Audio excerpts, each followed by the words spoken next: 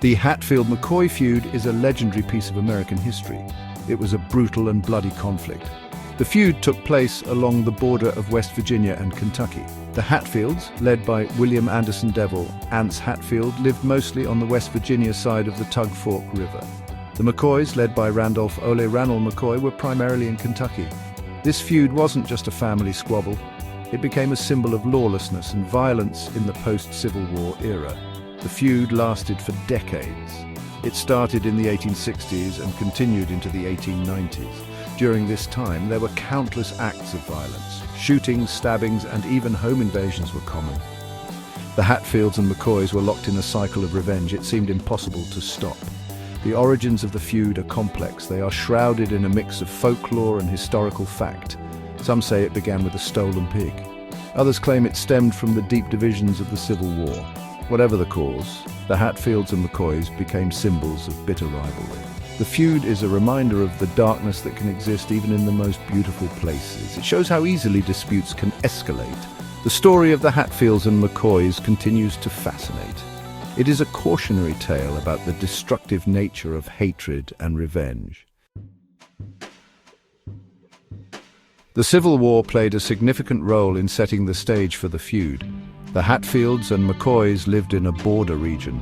This area was deeply divided in its loyalties. The Hatfields generally sided with the Confederacy. The McCoys were primarily Union supporters. This difference in allegiance created tension. It led to distrust between the families. In 1865, a former Union soldier named Asa Harmon McCoy was murdered. Suspicion immediately fell on the Hatfields, particularly Devil Ance Hatfield and his uncle Jim Vance. While no charges were ever brought, this event deepened the animosity between the families. It planted the seeds for future violence. The conflict intensified in 1878 with the now infamous hog trial. Randolph McCoy accused Floyd Hatfield, a cousin of Devil Ance, of stealing one of his hogs. Hog stealing was a serious crime in those days. It was a matter of survival. For many families, the trial was overseen by a justice of the peace, who was related to the Hatfields. Unsurprisingly, the court ruled in favor of Floyd Hatfield. This decision infuriated the McCoys. They saw it as a blatant example of the Hatfields' influence and disregard for justice. The hog trial may seem like a small matter, but it pushed the two families closer to open warfare. It strengthened their resolve to seek revenge. The violence escalated quickly after the hog trial. In 1880, Bill Staton, a witness who had testified for the Hatfields in the hog trial, was killed by two of Randolph McCoy's nephews. Although the McCoys claimed self-defense, they were arrested and jailed. This arrest further inflamed tensions. Devil Ance Hatfield, enraged by the McCoys' actions, organized a raid on the jail. The Hatfields took the McCoy brothers from their cells and executed them in cold blood. This brutal act of revenge marked a turning point in the feud. It showed that neither family was afraid to resort to extreme violence. It also attracted the attention of law enforcement and the national media, turning a local conflict into a national sensation. In 1882, the feud reached a boiling point with the Election Day brawl and the subsequent pawpaw tree murders. A fight broke out between the Hatfields and McCoys during a local election. It ended with Ellison Hatfield, Devil Ance's brother, being stabbed and fatally shot by three of Randolph McCoy's sons.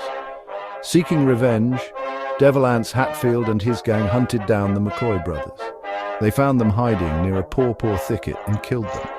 This incident shocked the region with its brutality. It also demonstrated the cyclical nature of revenge that fueled the feud. Each act of violence only begot more violence, with no end in sight. The feud reached its tragic climax on New Year's Day, 1888. In a shocking act of brutality, the Hatfields attacked Randolph McCoy's home. They set the house ablaze and killed two of McCoy's children. His wife was severely injured. This event, known as the New Year's Massacre, horrified the nation and finally spurred authorities to take decisive action. Several Hatfields were arrested and tried for their crimes. One was even sentenced to life in prison for his role in the massacre.